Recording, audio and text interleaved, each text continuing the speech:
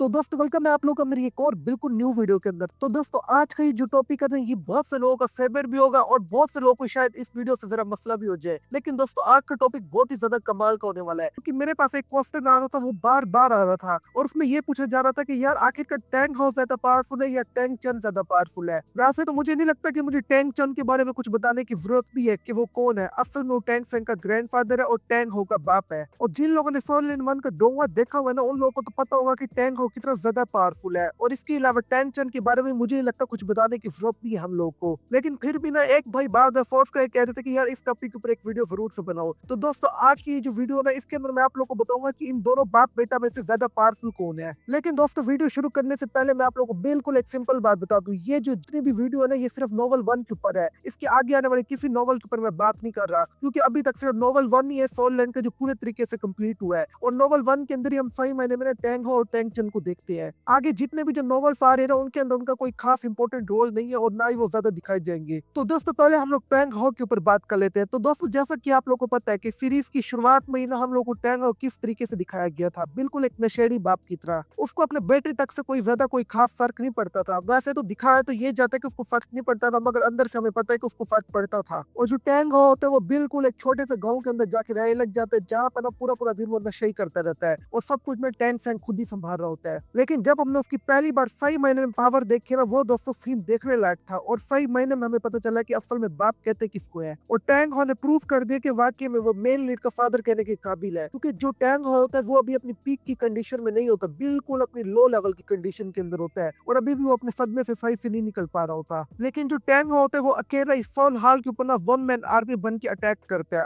और एक ही धक्के के अंदर ना सोल हाल के ऐसे की तैसे फेर के रख देता है वहां पे, सिर्फ अपने एक अटैक से। यहाँ तक कि उस वक्त ना सोल हाल के अंदर ना उनके क्लैन की आर्मी थी, बहुत से पावरफुल एल्डर्स भी थे, मगर फिर भी उनमें से कोई भी ऐसा नहीं था जो टैंक हो को रोक पाए। और जो टैंक हो होता है वो अपने एक ही अटैक के अंदर फोन हाल की ऐसी तैसी फेर देता है और अपने बेटे और वावो को ना उन सब के सामने से लेकर चला जाता है और वो सब लोग कुछ भी नहीं कर पाते, बल्कि चुपचाप एक ही जगह खड़े होकर देखते रह जाते हैं, क्योंकि उन लोगों को अच्छे से पता होती है कि अगर हम लोगों ने टैंक हो का मीटर घुमा दिया ना, तब हम लोग का मीटर ही नहीं बचेगा। खुद सोचो, जब वावो को ना मारने के लिए ना जो फोन हाल के लोग हैं वो हर एक चीज करने को तैयार होते हैं और हर लिमिट तक जाने को तैयार होते हैं, क्योंकि उनको वावो की रिंग चाहिए होती है। मगर टैंक हो के आने के बाद ना उनके इरादे पूरे तरीके से बदल जाते हैं, क्योंकि उनको पता होता है कि अगर हम लोगों ने यहाँ पे टैंक हो से फाइट ले ली, फिर कोई फोन हाल नाम की कोई जगह नहीं बचेगी, क्योंकि अगर इनके जितने भी जो पावरफुल एल्डर्स है ना वो भी आ जाएंगे ना, वो भी टैंक हो को नहीं रोक पाएंगे। और याद रखना, इस टाइम भी टैंक हो अपनी पीक की कंडीशन में नहीं है, यानी अभी भी ना जो टैंक हो है वो अपनी पीक की पावर पे नहीं आया। इसके अलावा अपनी और भी ज्यादा जो पावरफुल टेक्निक्स है ना, उनका भी यूज नहीं किया। तो दोस्तों आप लोग खुद ही समझ सकते हो टैंक हो किस लेवल का बंदा था। लेकिन दोस्तों अब हम लोग ने टैंक चंद के बारे में बात कर लेते हैं। अगर देखा जाए ना, सीरीज के अंदर हम लोग को ना टैंक चंद के बारे में ज्यादा कुछ नहीं बताया गया जितना हम लोग को टैंक हो के बारे में बताया गया है। मगर फिर भी जो कुछ हम लोग को टैंक चंद के बारे में बताया गया है ना, तो दोस्तों इस सब को सुन के ही ऐसा लगता है कि टैंक चंद कोई नॉर्मल बंदा नहीं है, बल्कि ये एक लेजेंड से भी ऊपर लेवल का कोई बंदा है। अगर हम लोग टैंक चंद की बात करें ना, ये हमें पहली बार तब दिखाया जाता है जब ना हम लोग को ना फ्लोटर सिटी दिखाई जाती है और वहां पे ना ये किंग होता है। तो दोस्तों आप लोग खुद ही समझ सकते हो ये कैसा बंदा है। माना कि उस वक्त में जो टेंशन होता है वो अपने कंट्रोल में नहीं होता, मगर दोस्तों फिर भी जितनी भी जो उस किंग के पास पावर होती है ना, फ्लोटर सिटी की किंग के पास, वो सारी टेंशन की अपनी रियल पावर्स होती है। और अगर आप लोग को नहीं पता ना, हम लोग को नोवेल के अंदर ये बात बिल्कुल क्लियर करके बता दी गई है। अगर टेंशन ना फ्लोटर सिटी के अंदर ट्रैप ना होता ना और वहां पे ना फंसाया ना जाता,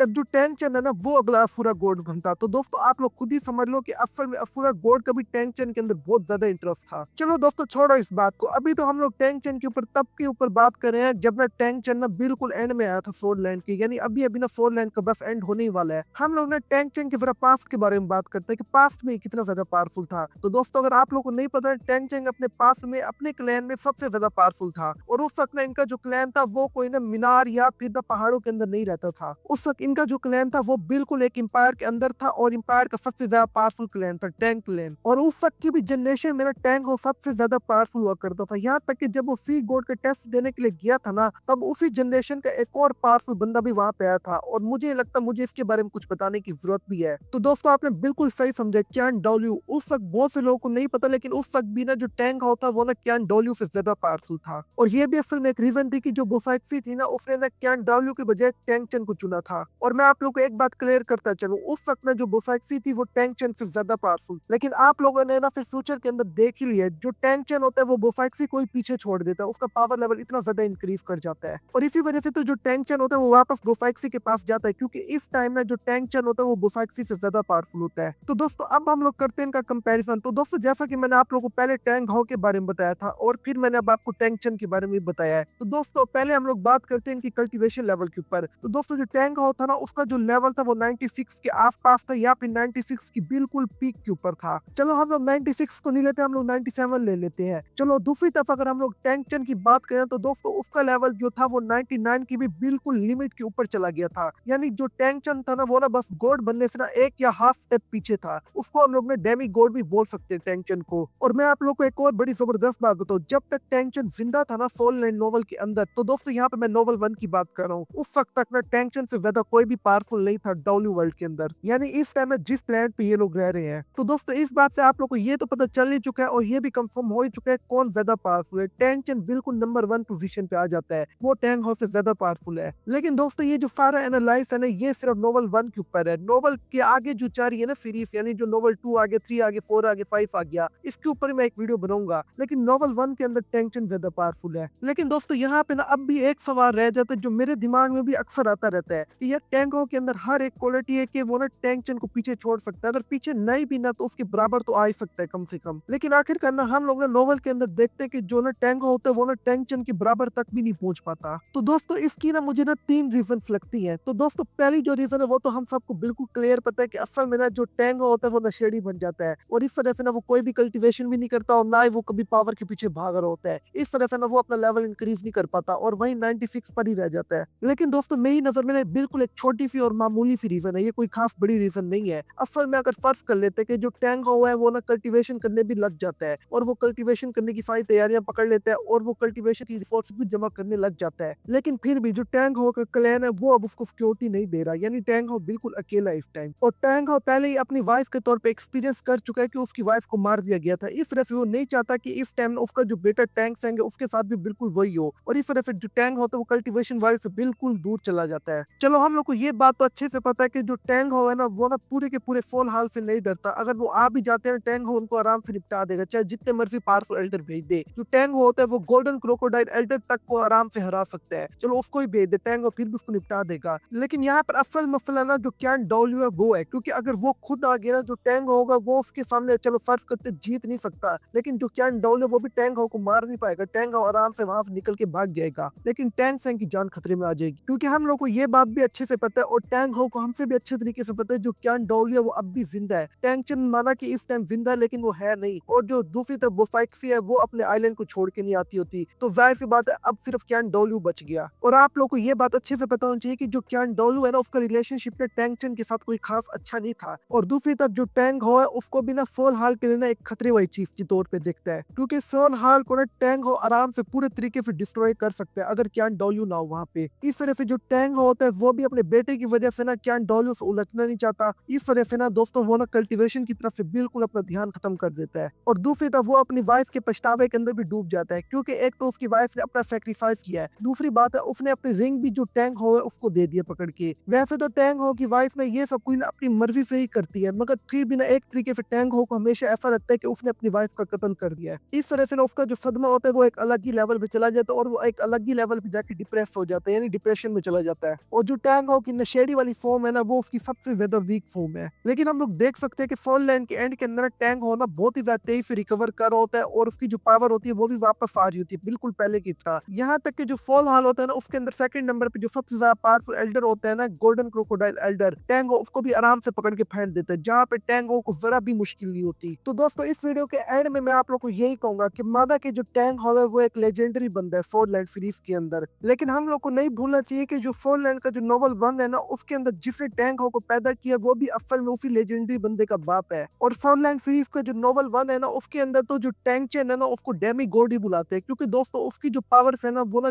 गॉड लेवल के बहुत ज्यादा नजदीक। और अगर टैंक चेन और जिंदा रहता ना तो दोस्तों हो सकता है कि कोई ना कोई तरीका टैंक से निकाल लेता और जो टैंक चेन है वो असल गॉड लेवल के ऊपर भी चला जाता। तो दोस्तों वीडियो एंड करने से पहले मैं आपको पहले ही एक बात बता दूं, इसके अंदर जो भी मैंने डिटेल लिया ना वो फोर लैंड का जो नोवेल 1 है ना सारी उससे लिया। आप लोग जाके नोवेल 1 को पढ़ सकते हो, आप लोग को ये डिटेल मिल जाएगी। लेकिन दोस्तों दूसरी तरफ एक ऐसी सीरीज भी है जिसके अंदर हमारा जो मेन लीड होता है वो अपनी वाइफ को मार देता है, लेकिन जब उसको पता चलता है ना असल में उसकी वाइफ बेकसूर थी और उसने ना हमारे मेन लीड का प्लेनेट नहीं डिस्ट्रॉय किया था, तब हमारा जो मेन लीड होता है उसका जो हालत होती है ना वो देखने वाली होती है। जाती है, क्योंकि वो अपनी जिस वाइफ को मारता है वैसे तो वो नहीं मारता, उसकी वाइफ खुद ही सुसाइड कर लेती है, लेकिन असल में ना वो उसको मारने का इरादा रखता था। लेकिन इसके साथ साथ हमारा मेन लीड अपनी वाइफ से बहुत ही ज्यादा प्यार भी करता था, और जब उसको पता लगता है कि उसकी वाइफ इनोसेंट थी तो दोस्तों वहां पे जो उसका रिएक्शन होता है ना वो देखने वाला होता है। वैसे तो इस जगह को ही मैंने एक्सप्लेन कर लिया, और ये जो वीडियो वो भी आप लोग इसी वीडियो की एंड स्क्रीन पे मिल जाएगी, जिसके अंदर हम लोग को पता चलता है कि जब यूनची को ना पहली बार पता चलता है ना कि जो वैक्यूनियो वो बिल्कुल इनोसेंट थी और वैक्यूनियो ने यूनची खातिर बहुत से सेक्रीफाइसेस किए हैं, तब उसका रिएक्शन क्या होता है। और दोस्तों यही वीडियो ना आप लोग को इसी वीडियो की एंड स्क्रीन पे इस टाइम दिख भी रही होगी। तो दोस्तों मैं मिलता हूँ आप लोगों से बिल्कुल एक और न्यू वीडियो के अंदर, तब तक के लिए आप लोग अपना अच्छे से ख्याल रखना।